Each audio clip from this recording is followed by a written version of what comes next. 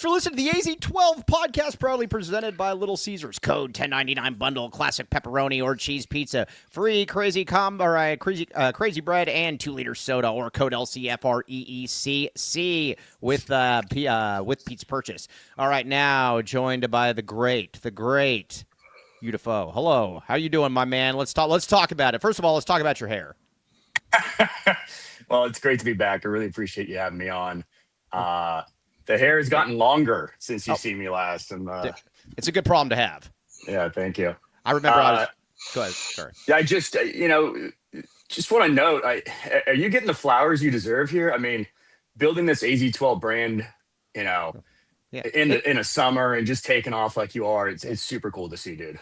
Yeah, no, it's a lot of fun. It's I didn't know anything about the business aspect of it. I always tell my parents that I got a bunch of degrees that I can't make any money in. So I've had to basically learn this one on the fly.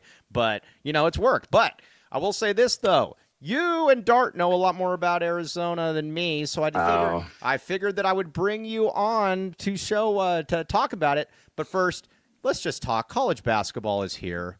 We are back. We are healing, my friends. We are healing. It's so nice. College football does a little for me, but Arizona college football has sucked my love of the game right, yeah. a bit over the last 20 something years. Yeah. It's so nice to have hoops back, man. All right, so let's talk about it. Let's get into that. We're gonna do a lot of stuff. We're gonna talk about what we see from this Arizona team. We're gonna talk about worries. We're gonna do some rankings, things like that. But I believe that. And like I said, I've said this before, I believe it's Tommy's best team. I believe it's his most well-rounded team. And when I look around and we're going to come up with teams that we think are clearly better than Arizona, there were times last year when I'm like, there were certain teams that I just felt that Arizona could never beat. Duke was one of those teams. I don't look around college hoops right now and say that, Mike. Yeah, that Duke team was really built different. And honestly, you worry a little bit about them this year. I'm sure we'll get into that. Right. But it's the quality depth of this team. I've said it on the Wildcat Authority message board a trillion times. And I feel like when you're looking at those preseason rankings and Arizona not really getting a ton of credit that, falling in the teens. And then you see other teams with a lot ahead of them. There's so many of those teams you could say, well, gosh, who's that first guard off the bench or who is your backup big? And Arizona has answers for that. And they have answers in spades. Yeah. They really do. So let's talk about it. I wanted to kind of talk about the bench first. I've never been one of these people that's super concerned about who starts and who finishes. To me, it's like who plays, who does well. But look at it this way. So you've got Yvonne starting, and I'm fine with Yvonne starting. I think he's a nice little fit in that unit. But then you look at it. You've got an ADO. You've got a Dwayne Aristode. You've got a Tobe Awaka. These aren't guys that you're just treading water with, hoping, okay, man, let's get 5 minutes in here, and then we can get. Mike, these guys are difference makers. You can push the lead, not just hold the lead with these guys. Yeah, absolutely. I mean, ADO and Tobe starters from last season and now coming off the bench would obviously start on a lot of teams, including top 25 teams. Right. Aristode, former 5-star that kind of fell into the shadows over the summer because of that injury, and he's coming back into his own. But you can see in that last game. Well, what makes him so special? The defensive end, and now the offense starting to click a little bit. It's an insanely tough group again in comparison to a lot of the other teams out there. And who's your guy off the bench? It's a sort of mid-major call up, and hopefully he makes it. Or it's sort of a low 4-star, and hopefully he's there. Or it's a guy he played 2 minutes last year, and that's not the case with Arizona, and that it should just be 40 minutes of kind of bullying and onslaught, honestly. And if it's not, then the coaches need to get into these guys because they have it. Yes, exactly. Now, Nick Arenas, you're wrong, Nick. I love you, but you said Mike used to throw fits when Boswell started, but Bradley played more minutes. No, I threw fits because Boswell would play more minutes than Bradley. That was my problem. Period. Okay. Yeah, now, it felt like a bit of a farce at some point to be when you had Bradley so good and Boswell not. Yeah, I mean I don't. If somebody starts and they're clearly that was a difference. I will not apologize for that. What do you think of Krivas? He gets beat up in this chat all the time, and I don't think it's really fair. Is he great? No, but I don't understand the hatred towards Krivas. He's another one of those guys that is obviously just is coming back, and that Right. feels like a cop out in a way. But coaches said it, and we can honestly say it. The guy missed a season of basketball. He was recovering, he had an injury, and so it's completely normal for him to just be working back in now.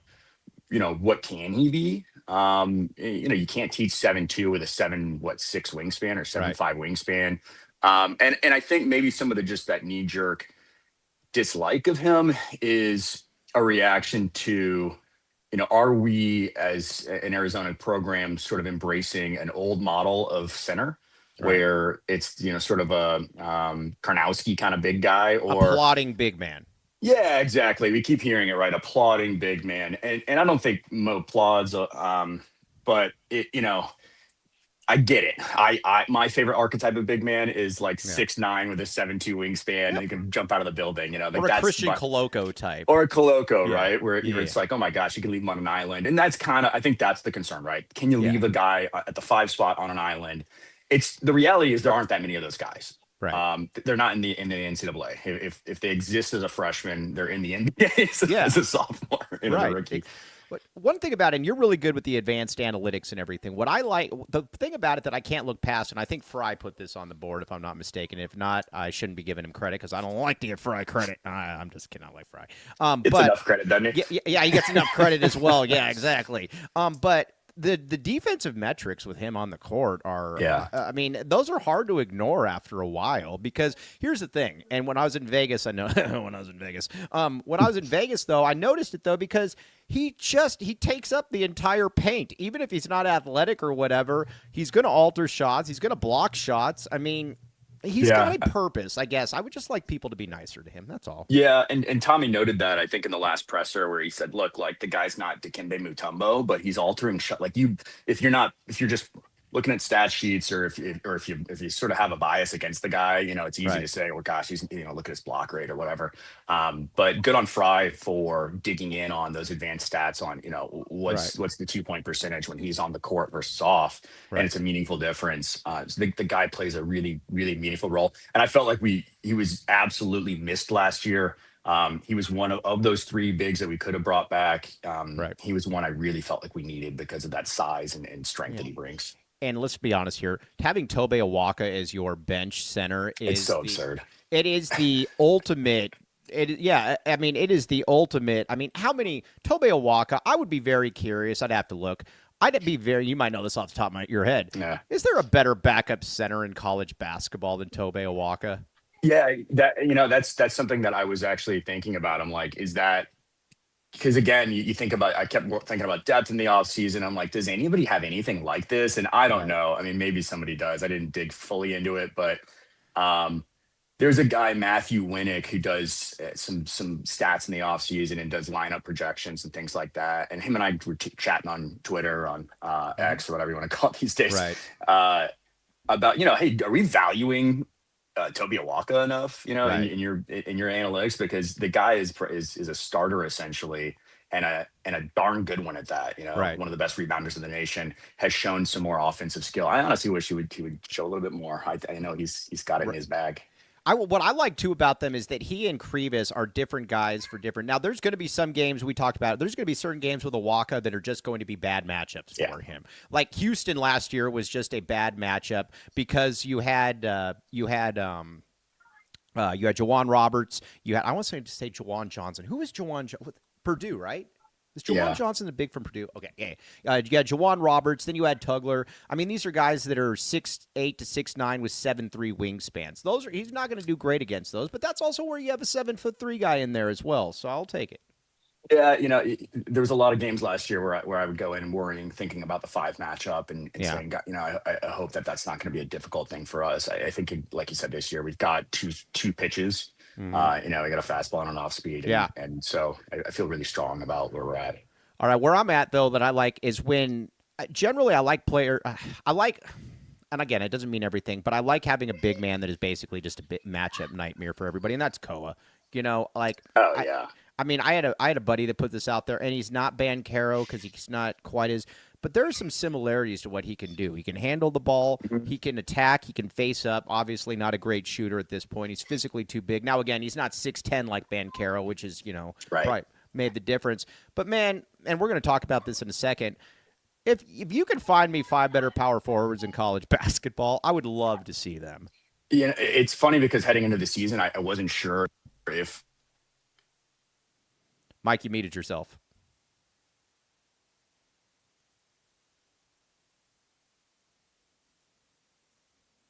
Sorry about that. Oh, yeah, you're good. Let him back in. Let him back in. There you go. All right, Mike, you're back.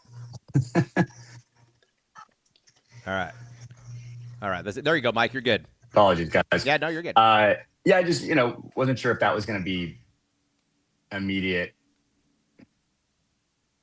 We still have the. Yeah, you're good. You're good. Okay. I've got music in my ear from the lead in. There we go. Yeah, it was co-ed really, he's a freshman. Is that like an immediate thing for us and for him? And he's shown it immediately. And so all of a sudden you look at the list of power forwards out there and you go, he might be the third best, the first, it could ascend to the first. It'd be hard, but it's not out of the question. You know where I'm at, though? I don't really have much skepticism. If a player from their freshman year in high school to their senior year in high school maintains a top 5 to 8 status nationally, those aren't the guys that I worry about at all, to be honest with you, because they've been through the ringer. Every scout has seen him 10 million times. He's played against the best players in college basketball. There's nothing that he hasn't seen, and there's nobody that he hasn't really dominated. I mean, at some level. I mean, we saw the Team USA stuff. I mean, come on, man. That's the stuff that I love to see is Team USA stuff as well, right? Because then you're playing, it's not just, I'm on a high school team and I'm clearly the best guy and I don't know how to play within a team structure or, maybe I've beaten up on some AAU teams. You really are stressed to play with a bunch of other really great players and put up, consistency. And he wasn't perfectly consistent over the summer, but I don't expect perfect consistency. I just expect effort and winning, and that's what he does. And the other thing, too, and I'm getting in, I don't want to everybody was saying this offseason, how are we going to replace Carter Bryant? How are we going to replace Carter Bryant? And it seems to me like a lot of people think that these are just that these are things that don't move, like no other position's getting better, you're just losing. I'm sorry. The difference between the small forward last year and this year is not nearly as big as what it would have been with the power forward position going from Trey Townsend to Peat. I mean, that's a net positive. Yeah, it's night and day, and we've got some dudes at the 3 right now. Now we see Yvonne making an impact early, and Aristode coming on, and ADO looking a lot better, and so I feel like some guys, some folks, some fans were a little worried about the 3 this season. I feel like we're in good hands. Yeah, we're definitely in good hands. All right, let's get a couple reads in here. I want to talk Arizona. Hang on really quick. I've got the intro music in my ear over and over again. Yeah. Hey, I was going to say, hey, Cody, can we, what's going on here? I don't like that. I don't know. You might need to leave and come back in. Yeah, you want to try? I'll do some reads. You want to try leaving and coming back in? Yeah. Okay, let's do that. We don't want that. Okay, now. All right, let's get a couple of reads in here, baby. Back to reads. Hey, Cody, save Foster for Dennis Walsh as well. All right, Copal. All right, now, here's the deal. Joseph, I don't know where Joseph is, but everybody, we need you to go to Copal, my friends. AZ12 Watch Party, Friday, November 14th, 7:45, Arizona versus UCLA. Bear down with great food. Now, if you don't like me, then you can come in there and you make fun of me to my parents. They will be in there as well. Tucson's tastiest margaritas. Everybody get there. It's going to be a lot of fun. And again, good if you want to bring the munchkins along. It's going to be a good kid environment as well, too. You can drink inside, and they got a lot of stuff for the kids outside. It's going to be a lot of fun. Very much look forward to seeing everybody. BCAT, definitely stop in if you can. I would very much appreciate that. You too, Andy Bryant, if you can. Okay, now Longview. Now, I'm going to endorse Mike and his analyst or his analytics and everything because he's the man. I won't endorse Andre Veras, though. Not going to do it. Not on my watch. I will not do it. But I can highly recommend Andre Veras. Did you recently change jobs? Let's talk through with your old 401k and learn more about your new retirement plan. Your employer, give Andre a call at 520-325-3456 and reference the AZ12 podcast for a complimentary initial meeting and check us out at longviewii.com. Oh, Luis, that would be great if you and the missus would come. That'd be fantastic. Very much appreciate that. And Andre Veras might be there as well if you're looking for an endorsement. Okay, now what else we got? One more. One more. Come on, Co. Come on, Co. All right.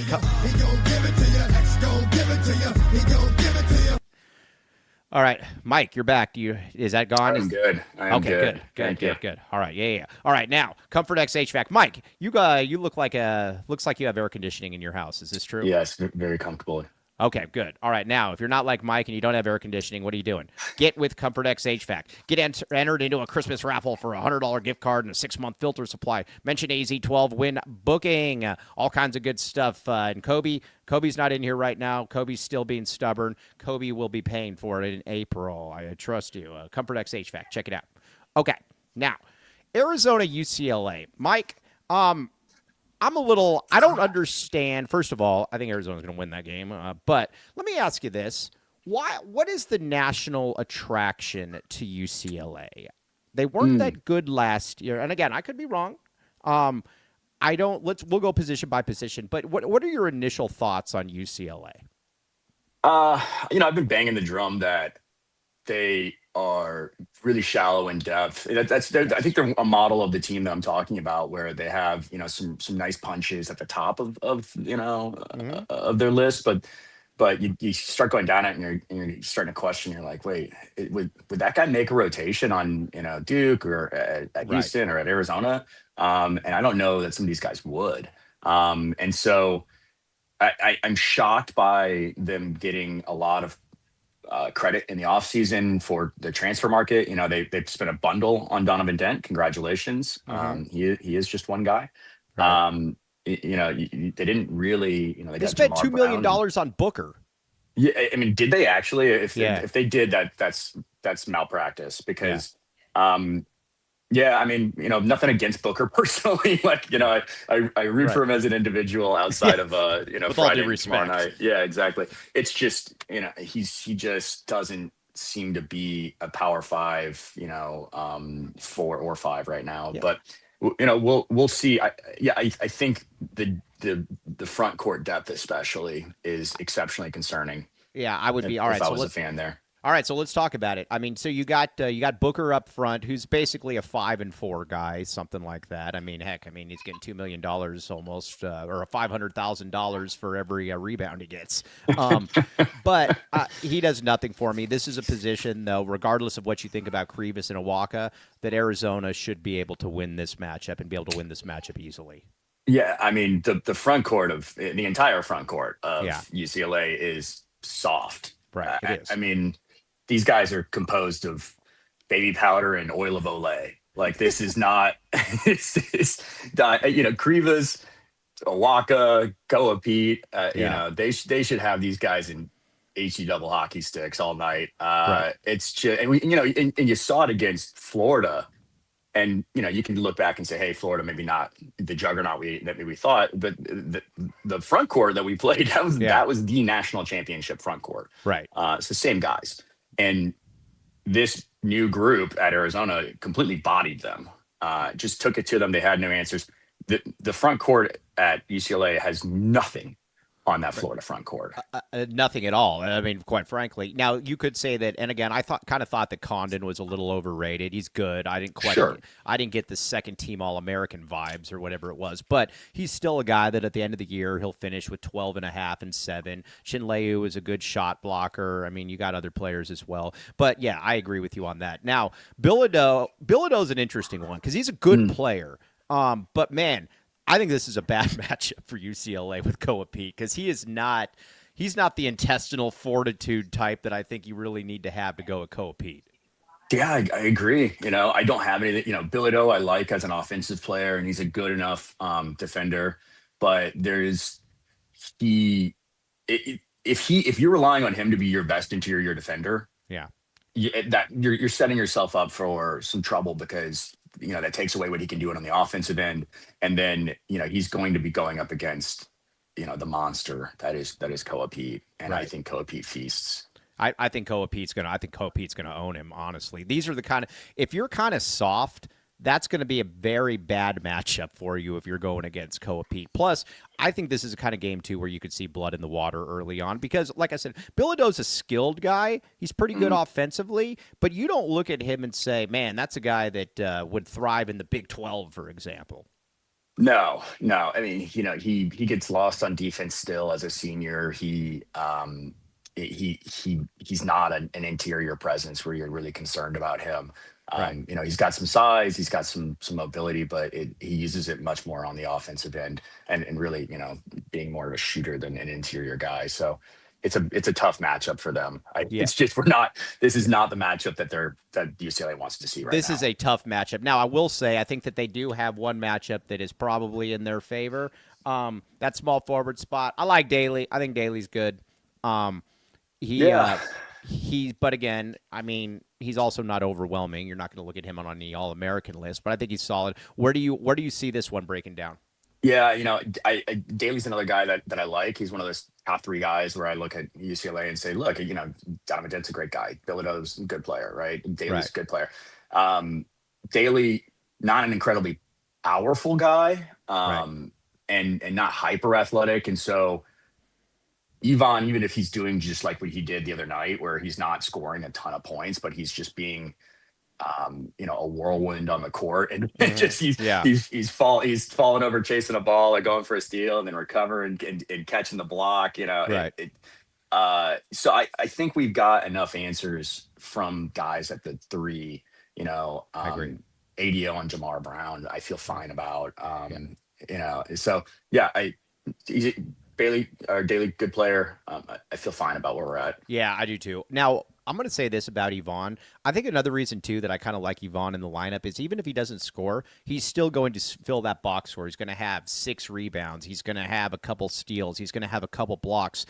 Because Armand, who does really good work scouting and everything, said that this is the kind of player that you were going to be able to get.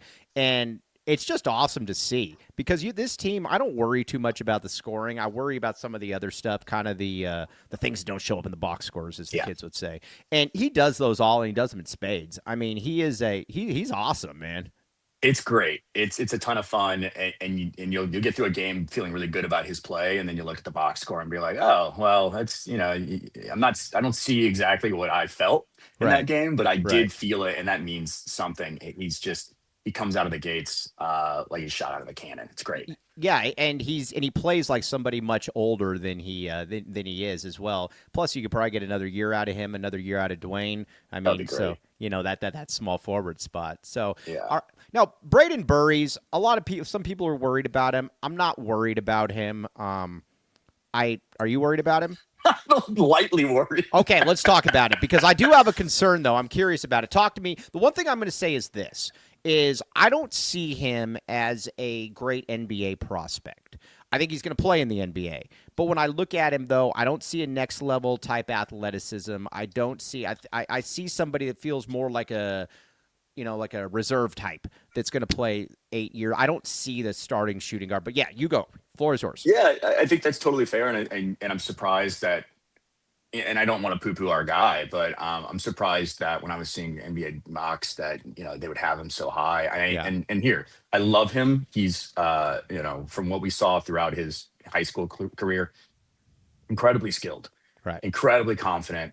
I think if you really dug into it, how did he score? He's a kind of a feel scorer, right?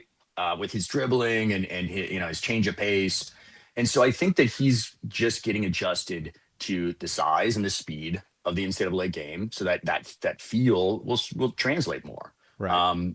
The defensive end, I have a lot more concerns about. Yeah, honestly. I agree with you on that. Go ahead. It's just look, it's freshman stuff. It's classic freshman stuff. He ball watches. He won't continue with the play. He'll get lost on a screen and then just sort of hang out and then sort of waiting for somebody else to do something in the play. Hey, they're going to make a bucket or we'll get a rebound or something. You got to stay in it. I think Delly's done a better job this season of being that kind of a defender where, like, look, maybe you get lost on the screen, but you stay in it, contest from behind, try to box out. Burries just has some stuff that he needs to figure out, and because he's not that insane of a lateral athlete, he can't just rely on athleticism. He just needs to be more focused and locked in on the defensive end. What stuck out to me in a not so great light in the Florida game was he's kind of heavy-footed defensively. Again, you can figure things out, but guys like that, it's difficult. The great defenders we've seen here in recent years were really good laterally. I mean, your Nick Johnsons, your Rondays, your Aaron Gordon was probably for that size was amazing. When you look at Burries, though, and you look at him when he's going against somebody that he's got to chase off screens, when he's getting isolated, he's just kind of heavy-footed. I mean, he's not it's probably the best way I could put it. Yeah, exactly. And so the athleticism isn't going to carry him. The one thing and we knew that kind of coming into the season, the one thing that I was banking on was just his competitive nature, and I'm still banking on it. Yeah. Because I know that he wants to be great, and I know he wants to play at the next level. And I think if he looks at the tape or somebody's honest with him, and I imagine the coaching staff is, what he's currently doing, his current habits just don't cut it. So yeah, agreed. Now, Jaden Bradley, one guy whose habits do cut it. First of all, I would say this with Jaden Bradley, he's the most underrated player in the country. Period. Point blank. He just is. I think Tommy was putting it out there. We're going to do our national point guard rankings here in a little bit.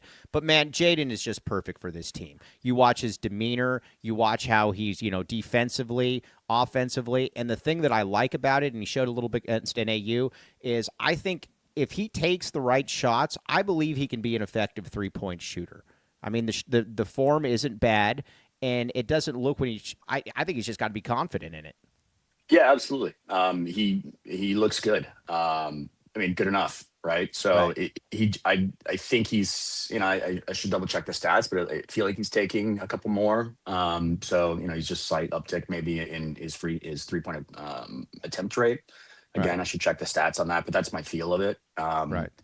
And it's been fun seeing him spot up and just kind of confidently take some of those threes. Yeah, for sure. And if he can do that, then, I think he maybe gives himself a chance at the next level because he can do a lot of other things that are winning basketball. I mean, again, defensively, on offensively, he's just a good player. And I think that he's going to probably be, now listen, he's not going to average 23 a game or whatever, but I don't see why he can't be in that 16 realm with that 16 realm where he's, with what he's got. What do you say? Yeah. I'd love to see that out of him.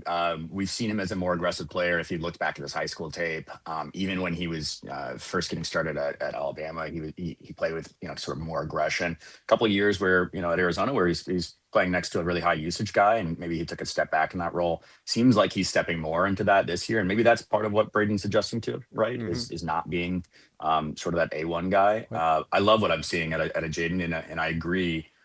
He could step up to that level in scoring or maintain that level in scoring and could be an NBA player. And I think the professionalism of Jaden Bradley, the consistency, that's one of those things that keeps you competitive in games. And we're, experiencing that in the Florida game, and we're going to continue to enjoy that. And that can keep him in the NBA. He's also one of these players that I think some people won't probably totally appreciate until he's gone. Again, he's got, a lot of people understand how good he is, but I think there are going to be some people that next year, because you're probably going to be going the portal route, and you could get somebody very good, obviously, but I think a lot of people are going to, it's pretty nice what we had the last couple of years. Yeah, I don't, if we could replace Jaden Bradley in the portal with an equal player, that would be a miracle. Yeah, I don't see that. I don't see awesome. I don't see it happening, but yes, because you generally don't find guys like that. Now, he's just special. Him against Donovan Dent. What is your opinion on that matchup? I like it. Donovan Dent isn't a big guy. I don't know if everybody has watched Donovan Dent a ton. He is persistent. He is crafty. He's got a nice handle. Not insanely twitchy in my opinion. Right. He's not like Xavier Lee. I thought was insanely twitchy for Florida. Agreed. But Donovan Dent is more of just like he's going to continue the play, continue making good decisions, and then he's going to get the ball to somebody, and they're going to score like an easy 2-point bucket. And he's already been doing that at UCLA. He's made Xavier Booker look pretty good actually. As far as a box score, a lot of that's literally just like dumping off at the rim and Booker just being able to put it in on a guy that's 6'6". So, compared to Jaden Bradley, Bradley's big, he's strong, he moves well, and he doesn't give up on plays. And so I really like him, Bradley sticking with Dent and making his life hard. And then on the other end, Bradley's ability to get downhill and our ability to set really strong screens.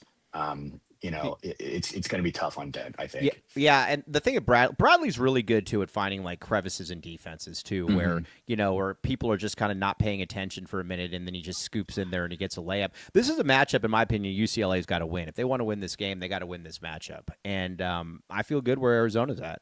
Yeah, I think they're going to cause us some pain, right? Like that's a spot where they're going to get some of theirs, and it's beholden on us to try to contain Denton as best as possible. Yeah. But I don't need us to completely win that matchup, even though I like Bradley more. Yeah. All right, now give me your prediction in this game. What do you got, Mike?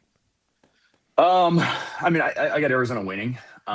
I got back Arizona, in the A. Yeah, I'm back in the A easily. Yeah. I'm gonna be at the game as well, since it's up the road for me in SoCal.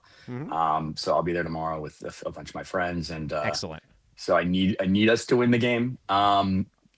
Yeah, score wise, I don't know.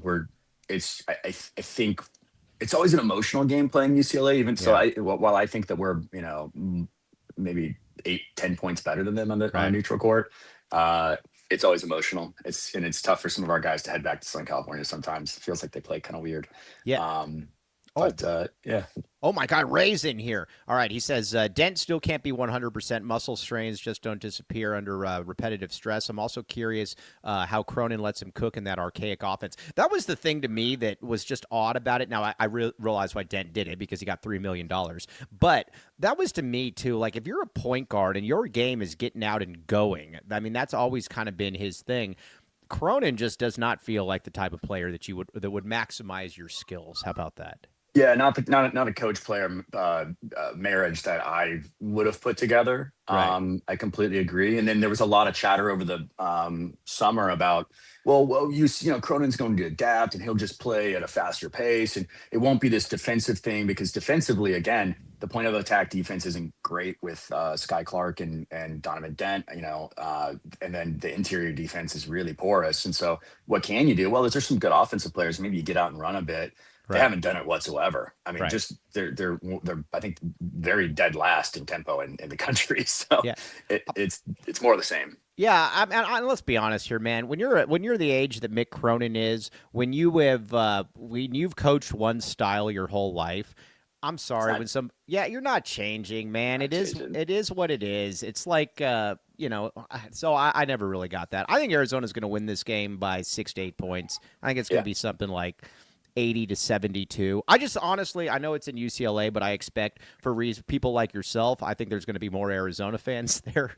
But even though it's in LA, what do you think? What's the fan support? What you got boots on the ground, Mike? What do you got?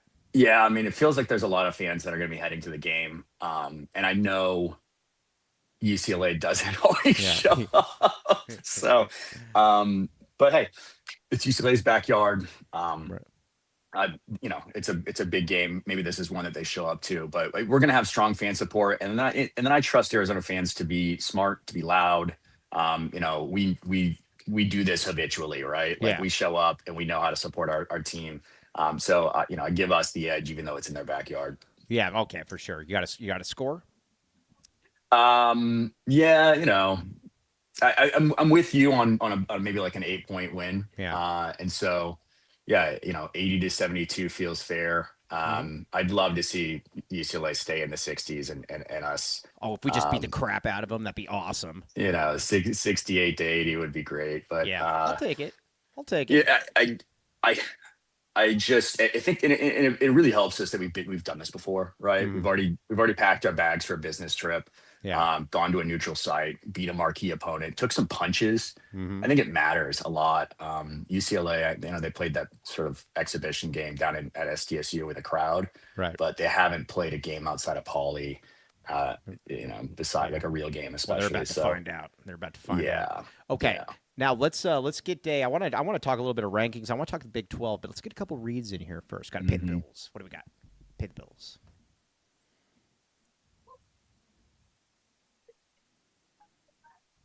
All right, now RJ's Frozen Cactus, red hot beer, ice cold sport, or Ice cold beer, Red Hot Sports. Sorry, yeah, I always mess that up. Okay, huge parking lot. You could park a jet in there. Now, Dennis Walsh is always talking about jets and what they can and can't do. But if you see that parking lot, you will know that there's going to be jet tracks there. Home of the AZ12 watch parties, 200 plus craft beers, $2 deals, pizza, wings, tacos, burgers, and more. Get in there. Look at that drink right there. You can get in there and get some really good bread and get some good food and get a nice little drink. And you got a bunch of TVs in there as well. It's really, really nice. Check it out. RJ's Frozen Cactus. All right, now the Family Food Project. This is for a really, really good cause. Direct Aid plus life skills development, cooking, nutrition, education. Currently 255 meal kits per week. 2026, 1,000 meal kits per week. Donation made with AZ12 comments will be matched cumulative up to $10,000. Cheryl is awesome. Get in there. The TucsonFamilyFoodProject.org. Again, very, very good cause. Very much appreciate it. All right, get these shirts right now. We've talked about it before. The birth rates right now are plummeting. But right now, after World War II, everybody came home. They were all frisky. They all wanted to have kids and everything. Where'd Mike go? They all wanted to have kids, all that. This is going to be that 2.0. This is going to be the baby boomer generation 2.0 because of these shirts. These shirts are basically causing mass reproduction throughout the United States. Anybody that gets them, you just want to get them right now. It makes it much, much better. AZ12-podcast-shop, fourthwall.com. Check it out. All right. I think Mike left, but I would expect Mike to be coming back in here. Let's see here. All right, so, yes, Sheer just messaged me something funny. All right, here's where I'm at, though, and I'm going to talk about the point guard spot, and hopefully Mike steps back in. If not, we'll get Dennis Walsh in early, pinch hit in the bullpen. Pinch hitting in the bullpen? Nah, that's not how it works. But, all right, Arizona, and Jaden Bradley. I went over this list, and I believe that Jaden Bradley is one of the 5 best point guards in the country. I've got my list. My list, I think, is actually right. So I'm looking at it right now, and I think here is my list that I have at that point guard spot. I've got Braden Smith at Purdue. Don't really like having to put that guy in there, but I'm going to put him in there. No Ben 1. Now, Darren Peterson then. Darren Peterson is going to be the first pick in the draft. Going to go him there. I have decided that I'm going to put Mikel Brown. All right, we got Udafo back, I think. All right, yeah. Okay, I have decided that. Why speculate when we could have Mike back in here? Hello, Mike. Long time no see. Hey, as reliable as my hair is my technical difficulties. Yeah, you're good. All right, so we're ranking these. Sound great though. Yeah, sound great. You look great. Okay, so. I'm doing my top where Jaden Bradley ranks nationally amongst point guards. I believe we have a top 5 point guard on our hands. I'm going to name some names, and then you tell me what you think, and then maybe you can name some names and tell me what I think. Okay. All right. Point guards that I clearly have better than Jaden Bradley, and again, the whole thing is clearly. I've got Braden Smith. I think that's hard to argue. One. Yeah, that's hard to argue. I got Darren Peterson. I have a hard time arguing that as well. I think the world of that kid. Yeah, he's great. That should be the first pick of the draft. Yeah, he's great. Okay, then after that, I've added a couple people. I'm putting Mikel Brown in there. I didn't want to, but Mikel Brown's a monster. I mean, I didn't want to. Equally, I think earlier, maybe like a week ago, I was like, Jaden Bradley over Mikel Brown, and then you see him play again, and you're like, Mikel Brown's pretty darn good. Yeah, I got Mikel Brown in there, and then after that.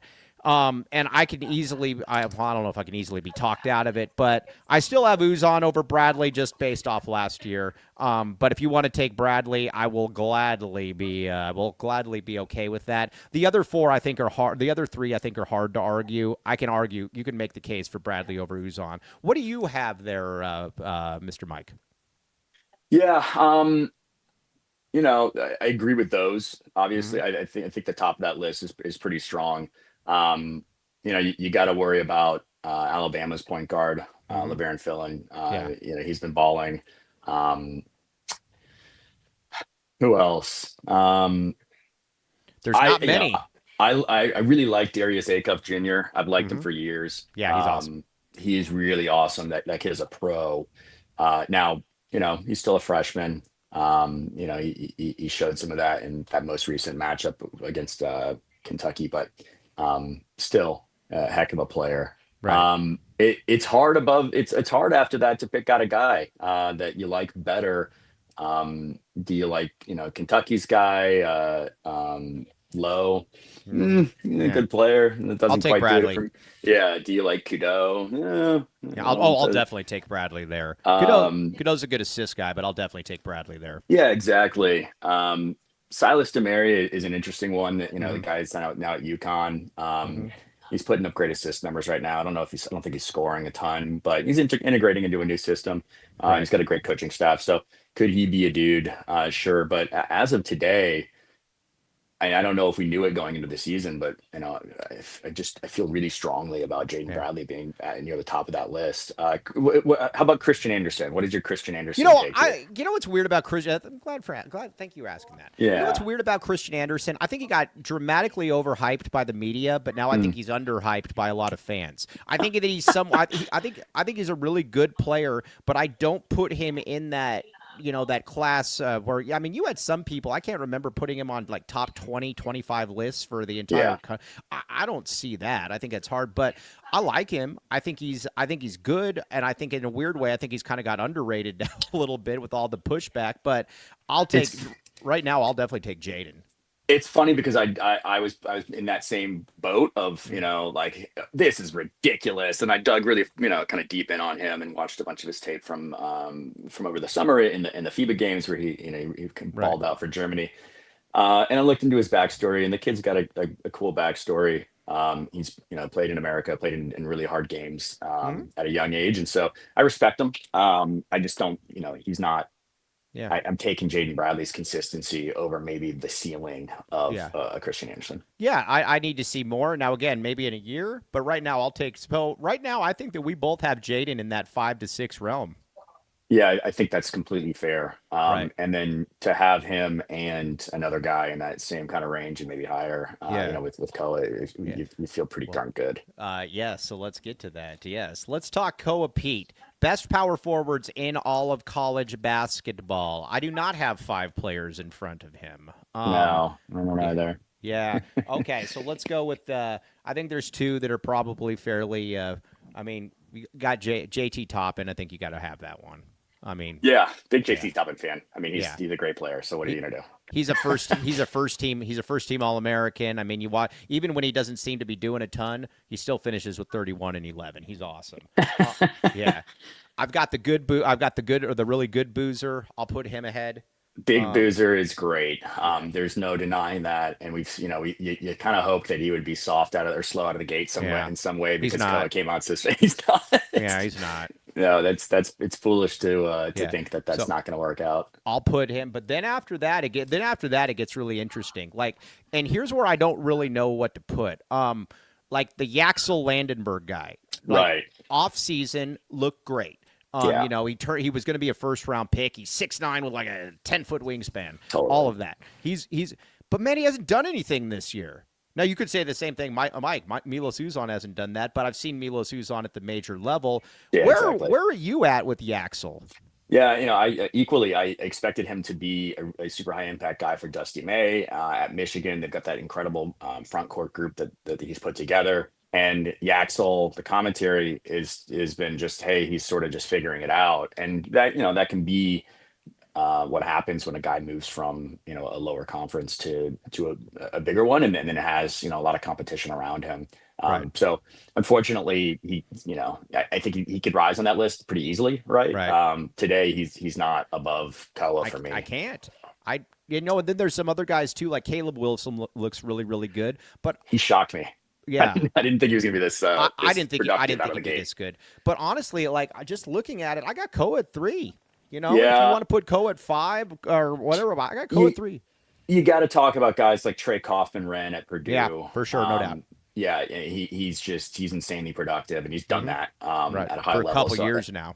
Yeah, exactly. So he's up there. Graham Ike at Gonzaga.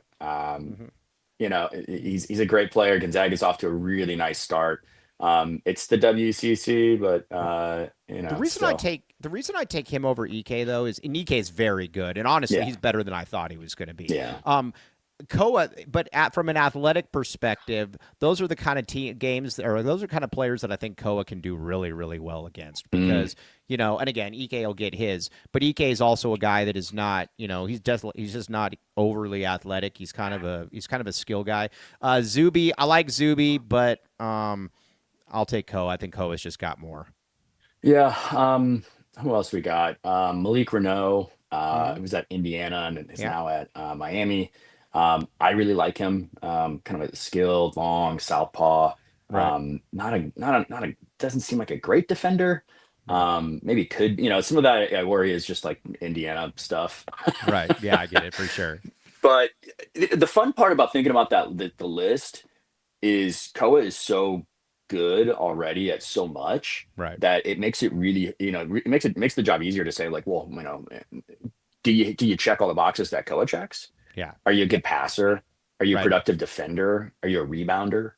And, Are you a score? Are you guys just going to score buckets? And you need to and be do all of those. And do you have exactly. And are you as refined as he is? Are you Hmm. as athletic as he is? I mean, he is I mean again, he can't shoot. I know spacers probably hate that. But I know he can't shoot, but at the same time, he can do so much. He is so effective that it's hard for me to, like I said, the only two that I'm clearly taking, and you can easily make a case for Kaufman Red and a couple other guys Yeah, for sure. I But think. there's only two guys that I'm clearly taking over him that I think clearly just have a next level to them, and that's the two guys that we named.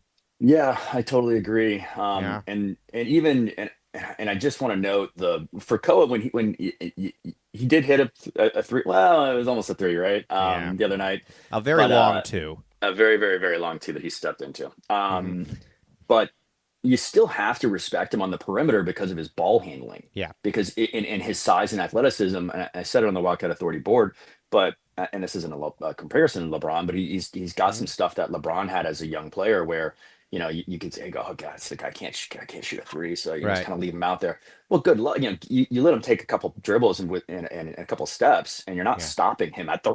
Well, that's the So thing. Play off of him all you want, and guess what? He's still going to go into you. And the thing about him too, and I think people are going to find this out more and more, is that when he requires a double team, which he will start commanding, he finds the open guy. That's going to be yeah, something that I think as the season goes on, people are going to start seeing more of. his passing has already really impressed me. And I know we Yeah. talked about in the offseason that, hey, look, this could be this, sort of a hub in the middle of the offense and in the middle of the court for us. And it has been already. He has been already. So, Right. yeah, big believer.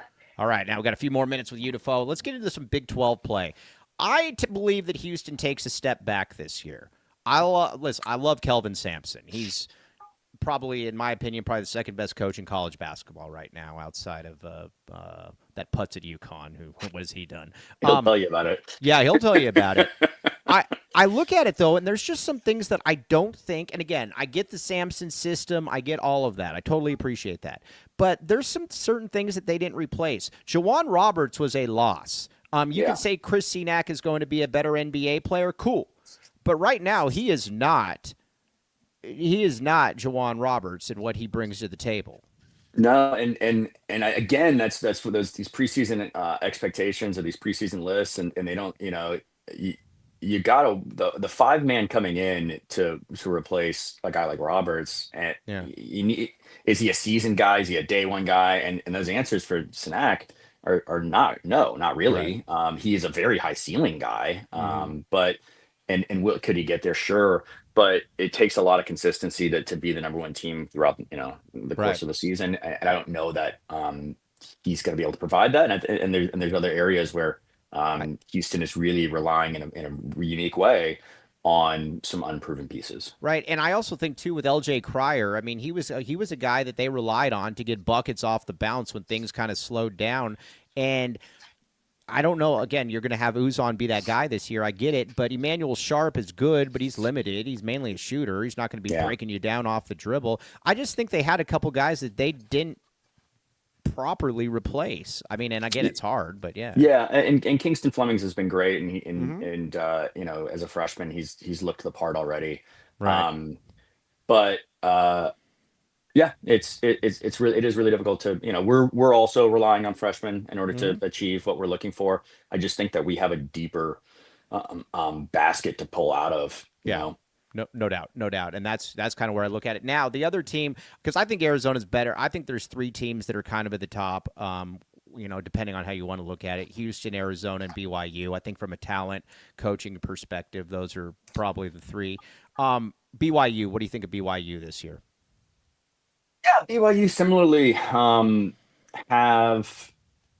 some really really strong pieces, and then I do wonder about the The bench and yeah, just are each of those guys. And so here's a great example of the luxury of a Toby Awaka off the bench. hmm We're bringing Toby Awaka off the bench to play the five position. yeah, The idea was maybe that Xavier Stanton would be that guy yep. Too raw. for yeah, we knew it, Yeah, we but knew it for sure. yeah, but the national thing was like, oh, they got this great guy, and it's like, yeah, he's sure he's a great kid, and he'd probably be a really productive player one day. It's not today, It's not today. um, and so so who it's a lot to replace, and it's a lot to mesh together, and then you need to have the right pieces off the bench, and I just don't know if they've sort of figured out the recipe there yet. So it's TBD. They brought in a lot of talented guys. I just don't know if it's going to Are fit. you Are you picking Arizona to win the Big 12? Do it. Do it. Do it. I am actually picking. You're back in the A, baby. Big Yeah, 12. I like it. I love it. I love it. Yeah, yeah, yeah. I again, I'm banking on depth, and I'm banking on Braden Burries coming around. Yeah. I was a really really really big fan over the offseason. I was massively impressed that Tommy Lloyd was able to, and crew. Mhm. Shout out TJ. Mhm. Shout out Murph to land him. Yeah. So if we're this good, and we've been really good so far. All right. Just keep it 100. They've been really good so far. If we're this good and we haven't even sort of like touched any mile ceiling for Braden Burries, we're just barely getting some Dwayne Aristode. Right. We're just getting Mo back to form. Like Right. if you're able to get all those things and rising, I do really, yeah. There's a I lot like of this team upward to win it. mobility for this team. A lot Yeah. of it. So Yeah. So and again, it plays against sort of the weaknesses of some of these other Big 12 schools that I respect that are really good. Texas Tech similarly, mm. they've got some really strong top pieces. Do they have sort of the I just depth think Arizona's got more. I think losing Darian Williams was a bigger loss than a lot of people because he was also kind of the one that that they could rely on to get buckets for. He was like half their offense. Yeah, I mean, he really was. Yeah. And McCaslin is a great coach, and so he'll figure some stuff out. But Right. it's Right. it's a loss. Mike, you are the man. Let's get you on again here soon. It's always a privilege talking to you, buddy. Thank you. It's been fun. Thanks for dragging me back onto the airwaves. Yeah, really appreciate the time. Yeah, let's get you on again, my man. Again, it's always a privilege having you on, buddy. Bear down. Let's beat the Bruins. Yeah, let's do it. Yeah, Mike got it, baby. We like it. All right, there we go. Yeah. All right, now let's see here. All right, now there's Mike. All right, now joined by Dennis Walsh, the great. We'll do it Dennis. live. Yeah, we'll do it live, Dennis Walsh. Hello, Dennis Walsh. How you doing, buddy? Mr. Mike Luke, how's it going? Nah, not too bad. Now we got a couple things that we got to get to, but first I want to do some media reads with Dennis Walsh, being that he is involved in about every media read we do. All right, The high point of my day. Yeah, no, let's My get week, it. my life. What are we talking about? Everything. Okay, now let's first go. Hold on. All right, let's hold on. Everybody, I'm producing. Cody left, so be patient with me. Okay. All right, there it is. All right, Foster Plumbing. Listen, everybody go to Foster Plumbing. Dennis, though, tell me your beef with this Foster Plumbing graphic. Why do we have one? Why do we have a pipe that's coming out of the front of the cabinet? Number two, what are we wrenching on? There's nothing to wrench on that pipe. But maybe they're just making sure the front pipe works. You always got to make sure the front pipe works. So I didn't get it at first. I got it now. Danny? Yes, Danny was making sure. Danny, chestnut checkers, my friend. Chestnut checkers. Okay, residential and commercial, licensed, bonded, and insured. Danny Foster's the man, 24/7 service, because if your plumbing isn't working or your front pipe isn't working, it's not just an 8 to 5 type thing. Call 520-603-3817. Check out Danny Foster, baby. All right, now, we got another one here. All right, this is big, Dennis. Welcome to The Rock.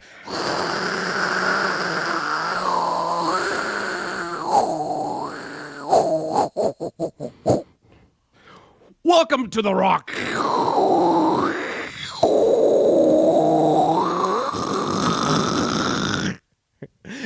Green Valley Decorative Rock, 2 locations. That was awesome. Yeah, you stepped your game up there. Tucson plus Green Valley. Now, there's some idiots that think that it's just in Green Valley. They are wrong, Dennis Walsh. They are wrong. Joseph and his sister Marcus probably think it's in just in Green Valley. It's not. It's in Tucson. We fought back against these rumors. Period. I've been there. Yeah, I can confirm. You can confirm. You've probably flown over there as well. 50 plus. Flown over it. Yeah, it probably didn't back your jet up though into it. But back up or reverse. 50 plus landscaping materials serving residents and contractors. Check it out. East of Benson, Sierra Vista, west of Marana, south of Nogales, north of Oracle. All right, we got one more here. Dennis Walsh, this is your read, my friend. Tell me what Baggins means to you. How long do we have? Nobody's watching, so it doesn't matter. We'll just keep going. Yeah. Baggins. I've been going there forever. When they became part of the AZ-12, I mean, it's like the marriage, right? Yeah. They came together to form one. And frankly, they've been so nice to me. They've given me all kinds of cool stuff. So, thanks to Mike, thanks to the podcast. And go see Michael at the Grant Road. Use code Dennis for an extra cookie. I'm telling you, it's going to happen. He's going to love it. We're all going to love it. And it's you got to do it. Do you get the Dennis Walsh special then, or it's is that the only most for pleasurable Ben 1? thing on the menu? All right, so okay, well, duh. I mean, yeah. And use Dennis or use code AC12. Maybe use both. Who knows? Maybe you get a cookie and 50% You do. off. Oh no, you can double stack them. Oh yeah, well, I mean that's what you want to do. Check it out, the great Dennis Walsh in there. By the way, you got all your buddies in here. The great Jerry Reyes, Amort was in here earlier. We got a lot of stuff. All right, check out Baggins, man. Check out Baggins. All right, now Dennis Walsh, you want? Hold on, everybody. I've told you I'm operating this by myself. I don't know what I'm doing. Hold on. All right, let's see. Let me remove this. I'm going to get there. All right, remove. Okay. All right. Oh, now let's add Dennis back into the let's add Dennis back in here. We're coming. All right, yeah, we're coming. Stay with me. Yeah. All right, hold on. There we go. Oh, I got it. I think I got it. I got it. Yeah, we're back. We're back. By the way, you like the background? Oh, the background's great. That's Tim Daniel inspired right there, man. And you're not AI. Not an AI. Yeah. Hello, I am Tim Daniel. I am AI. All right, Dennis Walsh, let's talk about some of your pet peeves. Crevis is a pet peeve of yours. Yeah, all right. Let's talk about Crevis. I was going to say Ed Stokes / Crevis. What do you got? No, I like Ed Stokes a little more. Mm-hmm. There's only one player I think I dislike more. That's Kirk Walters. Oh, well, Kirk Walters, yeah. That was my guy. Okay, here's my problem. The problem isn't really with Crevis. It's with the hype of Crevis. Mm-hmm. So watch him in 2023. I thought this guy's a little slow. He's a little plodding. Right. He's not really my guy. And they said, oh, no, just wait. Crevis is coming. He's coming. Like, okay, trust in Tommy, right? Coloco didn't look like a world beater. And all of a sudden the guy, was like Fred Astaire out there.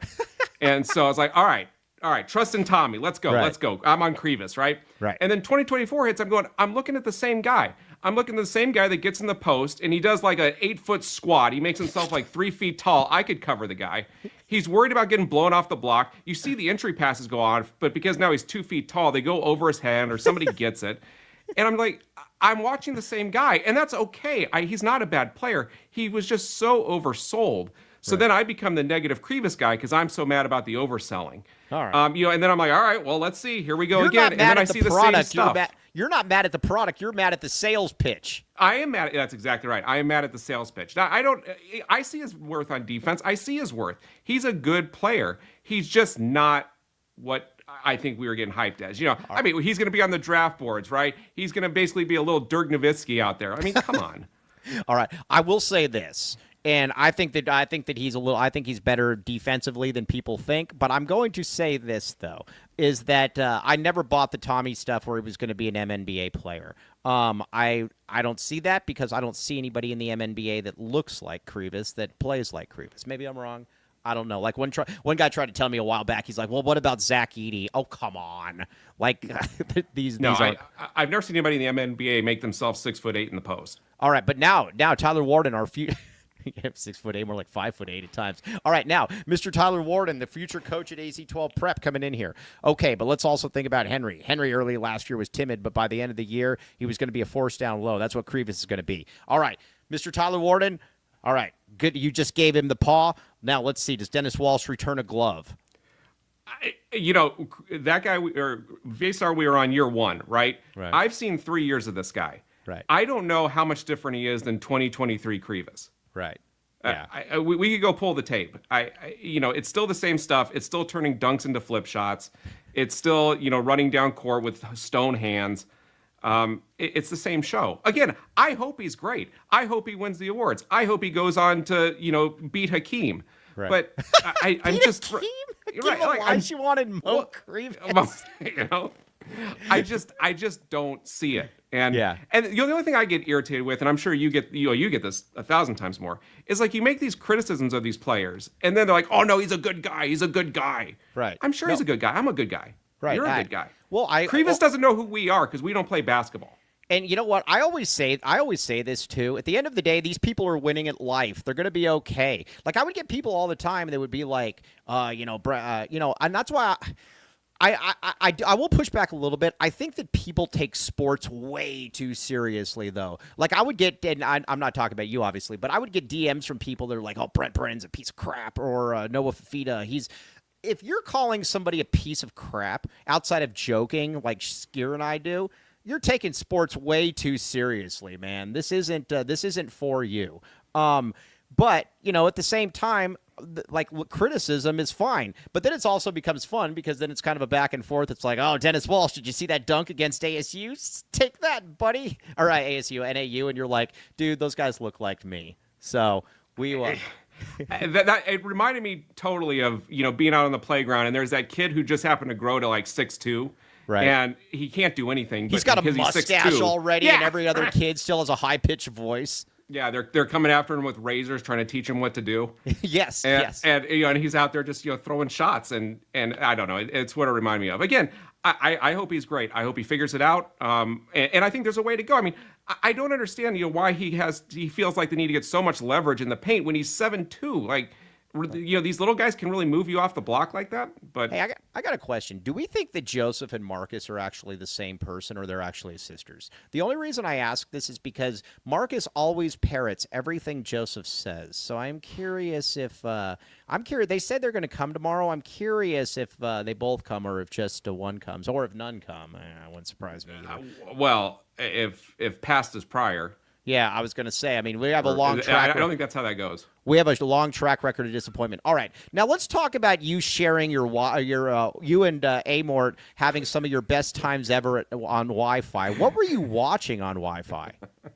That's what we call hi-fi. Oh, okay. It's Wi-Fi. Okay. So all right, we're going to Wi-Fi. It's our inside joke, which may be worse than sharing a Wi-Fi. I don't know.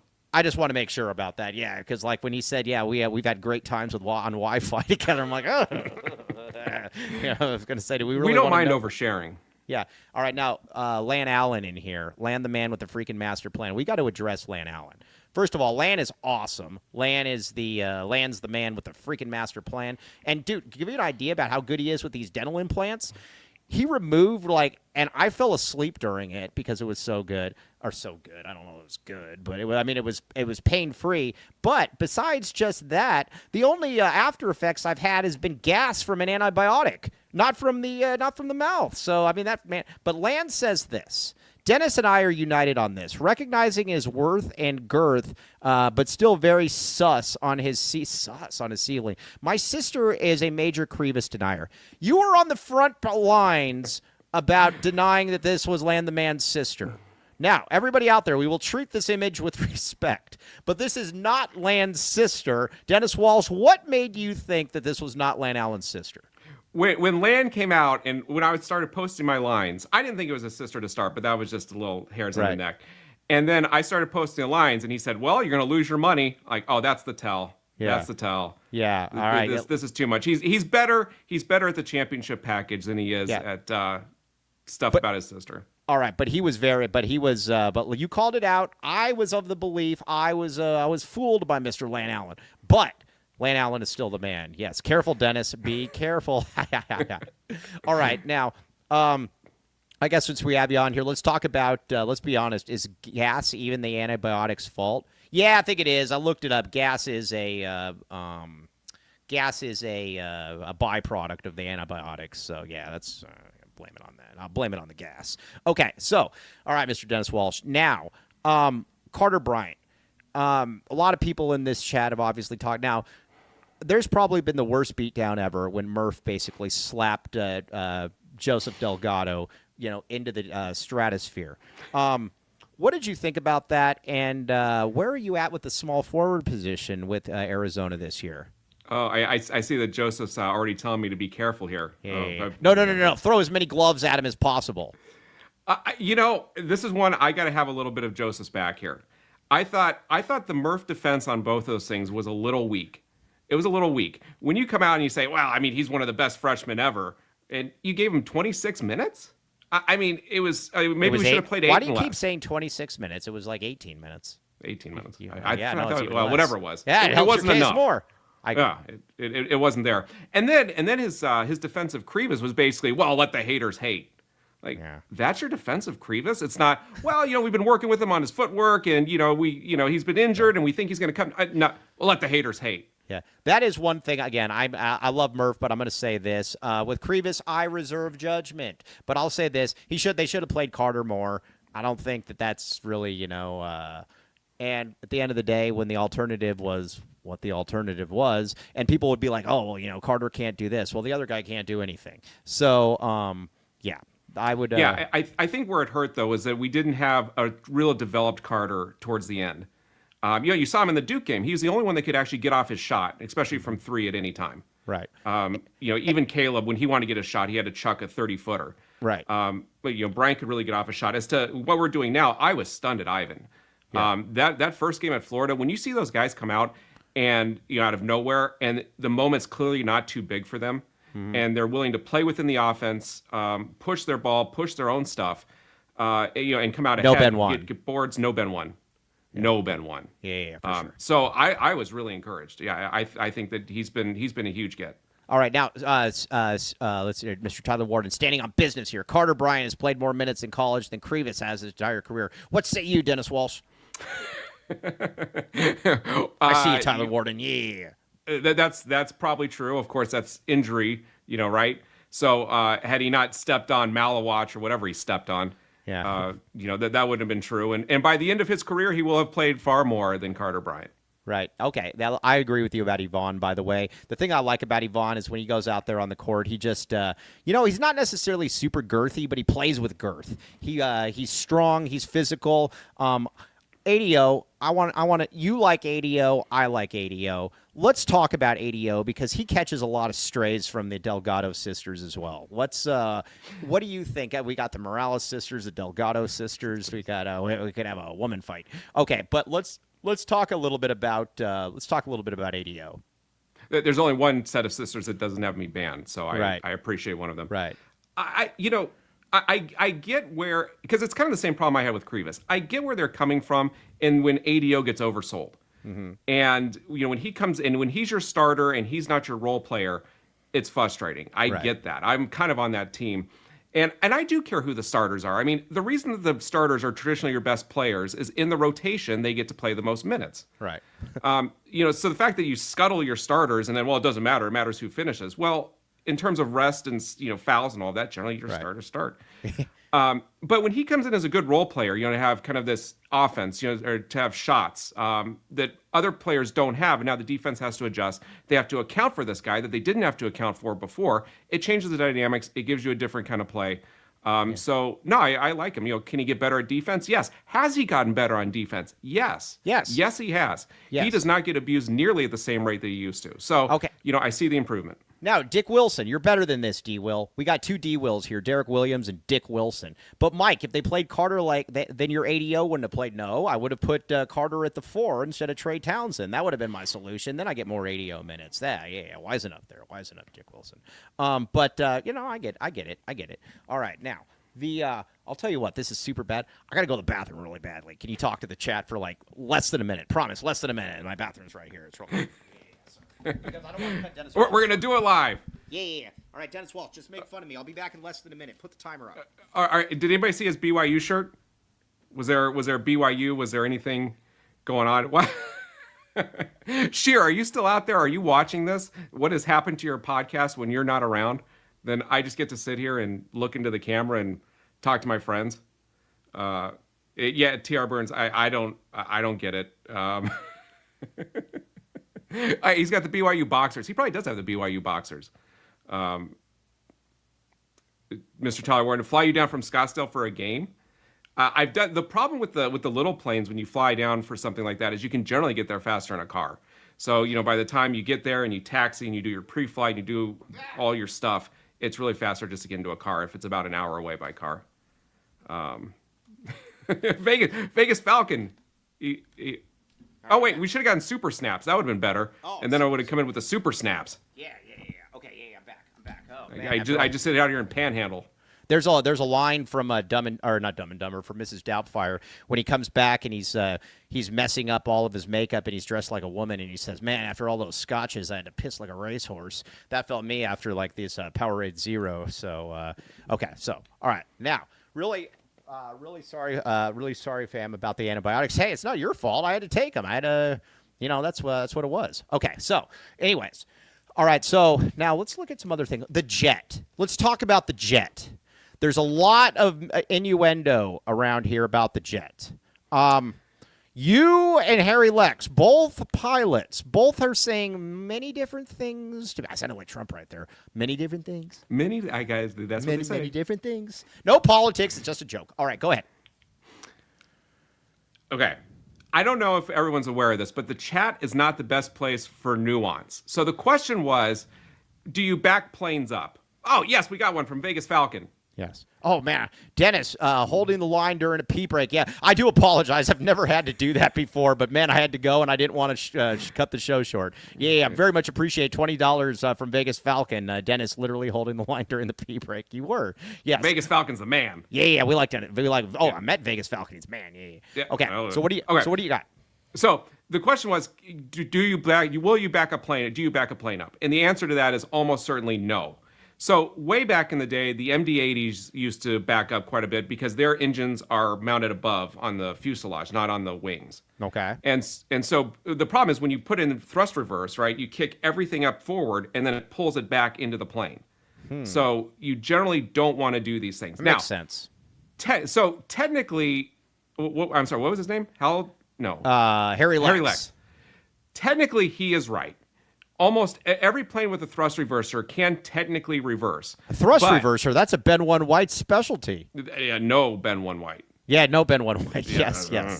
You try to keep the thrust going forward, not reverse. Yeah, you don't want to reverse thrust that. No, you want one way thrust. Yes, keep it in line. Yeah. So like if Bruce Willis is trying to save your plane, can you technically thrust reverse it to get to him? Yes, you could. But it has so many problems, it kicks up so much issue. And so like when you're backing out, if you start putting on the thrust reversers, think about how loud it is when you land the plane, right? And and you hear the thrust reversers come on and the engine's at idle.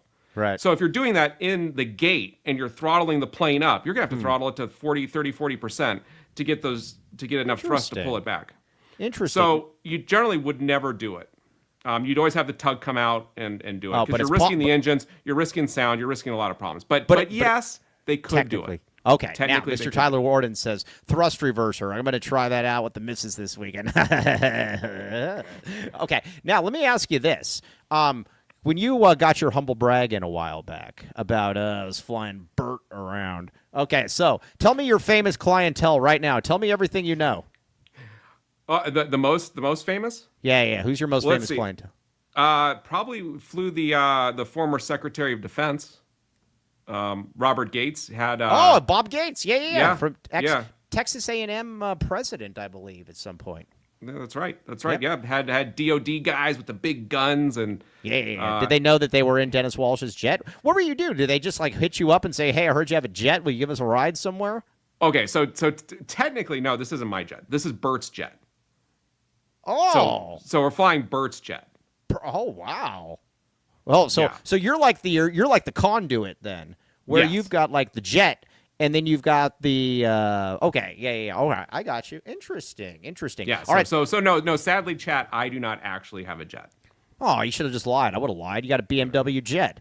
The hey, now with I almost said Bill Gates. With all right, so Bert. Tell me about Bert then. How do you know Bert, other than the fact that he leases out his jet to you? Well, I've been through the Tucson Jet Center and have a lot of friends through there for quite some time. Jerry will probably pop up here with or Amort with a good comment, give you the behind the scenes angle. Right. But my flight instructor is Bert's pilot. And so that's how all of this comes together. Wow. Do you fly like a G6? He had so the pictures you see, so how this originally came up, so the chat knows, is I was talking about smelly, rainy Seattle. Yeah, you did a and good some job. guy, you got to bring the paw on those guys. Right. And some guy said to me, he's like, oh, well, you're from Tucson. Basically, you don't even have enough money to come here. Well, actually, when we flew Robert Gates, we flew him back to Seattle. Right. And Bert's plane has a giant U of A Wildcat on it. And I took a picture, and it was smelly, and it was rainy. So I sent that picture back saying, really, I've never been to Seattle. Here I am in a private plane with a U of A sticker on Right. it. I mean, it was the glove of all gloves. So that's how You've never been to Seattle before? No, I have. Seattle sucks. Can we agree?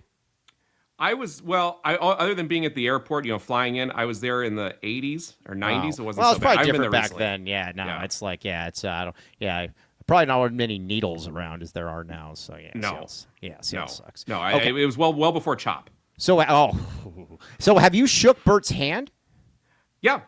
All right. Wow. Is it like shaking sir? You know what I always think about when I see somebody that's worth like $500 or $600 million? I always want to say, sir, please give me $1 million. You will not notice that this is gone. And I will reinvest it into the community. Actually, I won't, but I'll reinvest it into myself, which I guess is part of the community. Have you ever thought about saying that to a rich person just to see what they'd say? No, I'm going to give that a shot, though. Yeah, I mean, it can't hurt. I mean, who knows? No. Maybe he says, you know what, Dennis Walsh? I will not give you $1 million. I will give you $500,000. That would be, we'd take that. We would take that. Hey, by the way, who's the lucky lady you took up to Tahoe? Who was that? That was nice. That was another nice flex. Well, you were if flexing in the picture. It was awesome. You gotta show them a little bit. Yeah. Well, so I was talking to Mr. Jerry Reyes about Copal tomorrow. So I think we're gonna end up there, and then you may get to meet the lucky lady. Oh, very nice. Yes, So- very. I would love that. Yes, that would be great. I can say you are with the right man. Great Tahoe. success. Yeah, very nice. How much? I won't say that. Don't worry. But you imagine That would go over fine. Yeah, but no, that's great. All right, yeah, we're gonna figure out an AZ12 golf day though, but and Dennis Walsh will be there. Okay, now, all right, Arizona football. Then let's we gotta talk some sports here. Arizona football. I don't understand why some people listen. At the end of the day, is he probably the long-term solution? Whatever, probably not. But it's hard to believe that the guy's won 6 games. He's got 3 more chances to win more. This is U of A football, man. I mean, it's been a pretty good year overall. What say you, Dennis Walsh? And again, it's been maddeningly frustrating, but it's been a pretty good year. I've actually been pretty satisfied this year. I might be actually one of the more bullish ones because I said Pleasurable. going into this pleasurable, Yes. like the special. Yes. No, I said, and I'm staying on business. I said, if you give me an entertaining, competitive product, Right. I'm with it. I can't watch UCF look like the Buffalo Bills. Right. That I'm not doing. Thurman Thomas running down the middle. Yeah, it was ridiculous watching this thing. Yeah. But, if you're going to give me a competitive product, I can take the BYU loss as much as it sucked. Right. I can take losing to Houston. I can even take getting kicked around a little bit on the road at Iowa State. Whatever. All of those are fine. And then you've got these wins in the middle. I think the issue that I'm having, I think a lot of other fans are having, is it's a little disorienting now being in a different league, and especially a league that isn't, right now anyway, so great. Right. Because in the old days, I think if you could say that U of A was, let's say we have a good record. Let's say we finish 8-4. Mm-hmm. If you took your 8-4 record into a bowl game, you would have a pretty good shot of beating whoever you're going against. You'd certainly be competitive. Right. I don't know that an 8-4 Arizona team in this schedule is competitive in the bowl game. Yeah. And, you could be and, right. and so that's the misgiving I have, saying, yeah, this is a great team. Yeah, the record's good, and he more than has earned another year, for sure. Who's saying But it's a great I don't know. team? That's not a great team. Well, no, not a great team. But again, if we go into obviously we've gone into the Holiday Bowl and Nebraska, dog walked us Hello, off the field, Sue. so it's Yes. happened before. Yes. But I don't know. It's a concern that I have that our records now, it doesn't reflect. It feels, this is going to sound bad, whatever. it feels like, when you play a D2 team and they've got, the 10-1 record, and then they get, crushed by whoever. Like, have we become the under tier? I don't know. Let me ask you this, and I want to push back a little bit. No, Ben one. With air, and we've talked about it on the show in the chat and stuff. I agree about the nostalgia of the Pac-12. I really do. But what I grew up in the '90s watching, and it's like, from especially for basketball.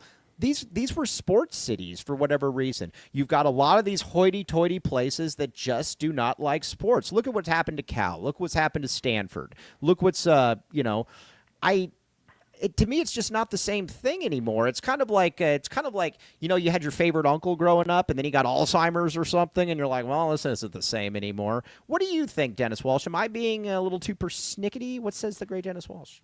There's two ways to look at this. There's your way, which is 100% right. Thanks. It's been hard. It's been really hard to watch us go to Cal, who had all of those great players, and all their tradition, and even their crappy players, played with a lot of heart. Right. Randy Duck and those guys. Oh, Randy Duck with the slick back hair. Yeah. Yes. The guys you just want to strangle. Right. Even those guys were entertaining. And now you go in there, I can't name one of their players for the last 6 years. And they always had some rogue program that was cheating, like when Todd Bozeman was there and he was bringing in like Jason Kidd and Sharif Abdur-Rahim, and you're like, why the hell are these guys at Cal? Yeah, it was. So, yes, has it changed? Completely has it changed.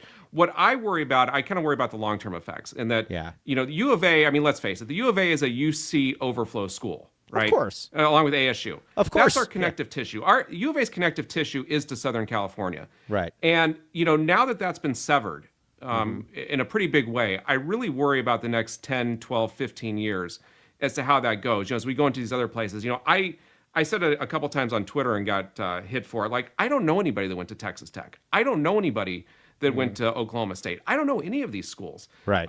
The person that owns my gym that needs to talk to Bridge Tech, she rode crew at University of Washington. One of the guys next to me went to Oregon State. Like, there just seems to be we're a West Coast school, and now we've been thrown out. And so that's my bigger problem. So when you say the sports are better, I agree.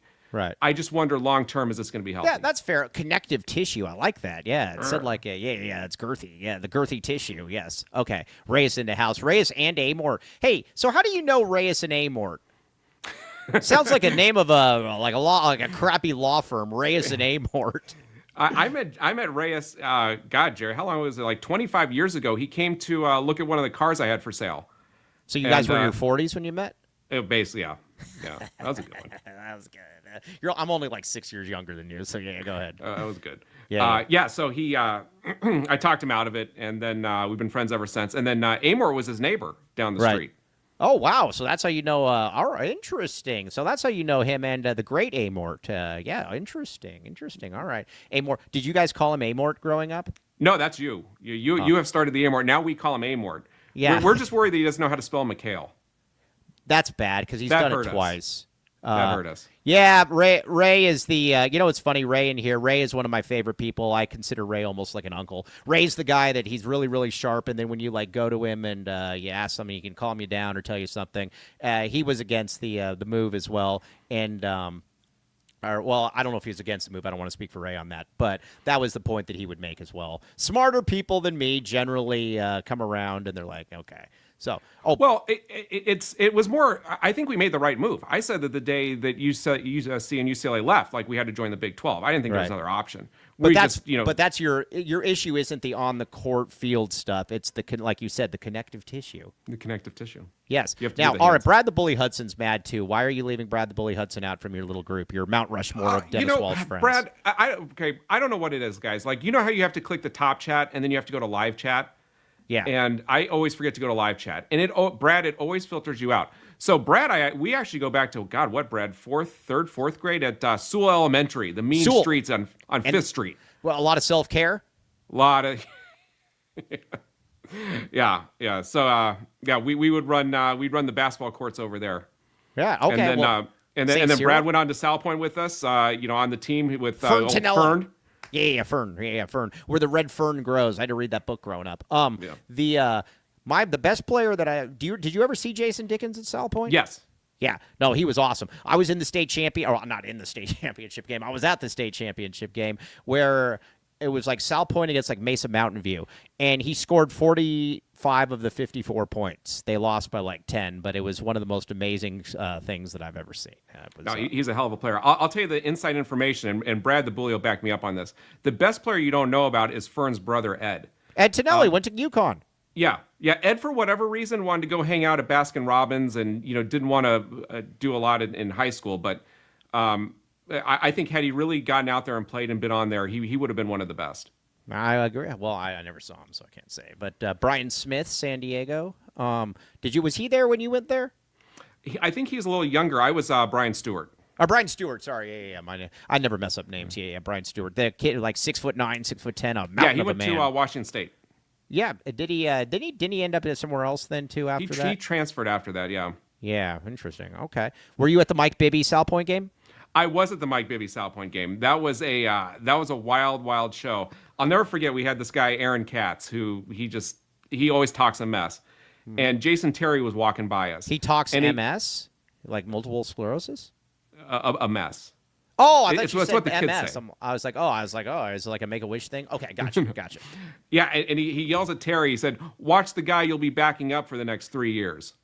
Oh. Little did he know he'd be talking to one of the best pros we've ever had. Yeah, little did he know that he would also be talking to somebody who's going to be the National Player of the Year. No, that's awesome though. It was crazy though. Like I always tell people, I had to sneak to the front of the line because that line, people don't understand, that line was so far down and it was curled around onto mountain, onto like Silver or like whatever those streets are that was around there. It was that's where I pretended that I had like a hitch in my step and like had like a bad back, and they're like, oh, just let this guy in. No, yeah. It was great because back then it was, in some ways it was better in that you didn't know who these people were. They just had this mythology behind them. It was way better. Recruiting back then was way better because again, and Bibby had a people that didn't live Mike Bibby and what that was don't understand.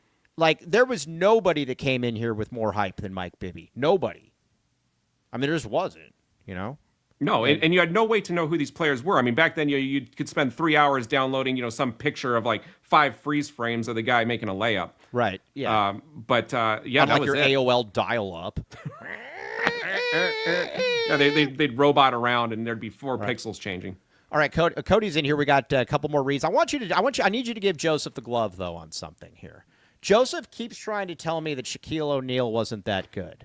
And he keeps trying to make the case, too, that David Robinson was a bum, because I'll use that as an example of somebody that Shaquille O'Neal basically destroyed. Can you tell Joseph why he's wrong? I'm normally on Team Joseph. I mean, I back the Joseph. On this one, he's gone off the deep end.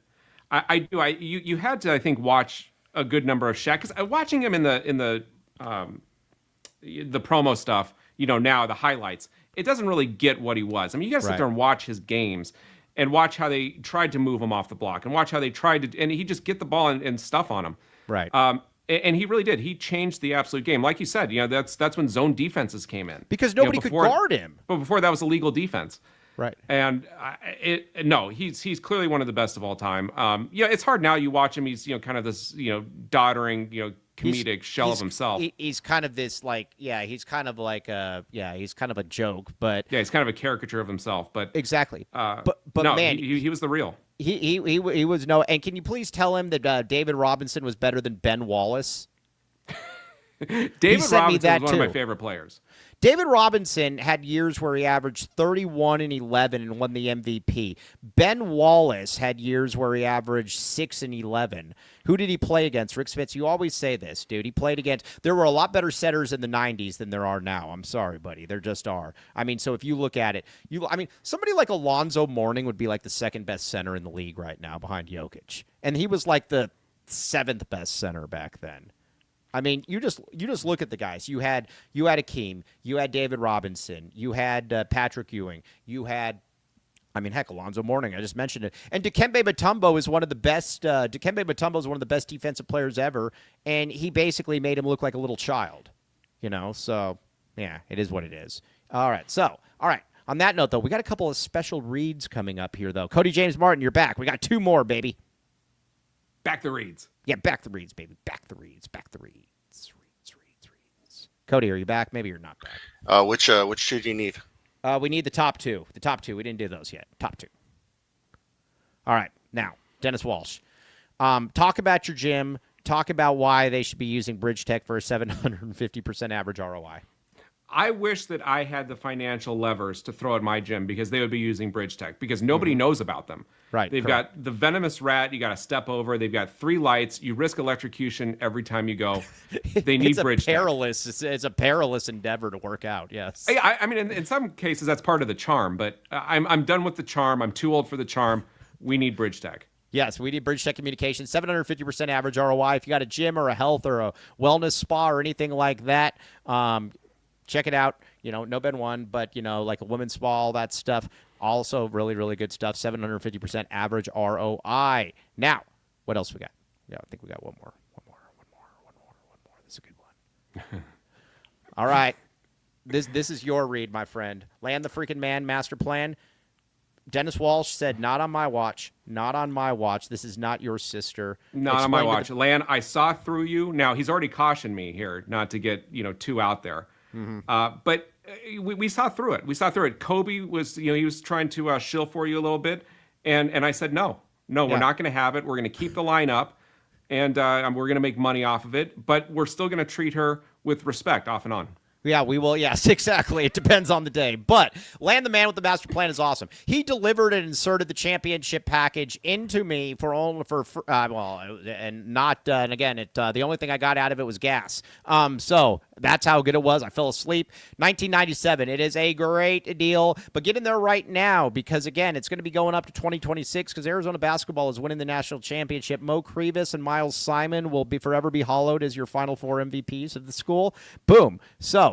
What was I going to say? Daily urgent care Monday through Friday. Check it out. Offers only necessary treatment. Dennis Walsh, you've been to the dentist before where they rip out your larynx and they put it in your ear. You don't want that.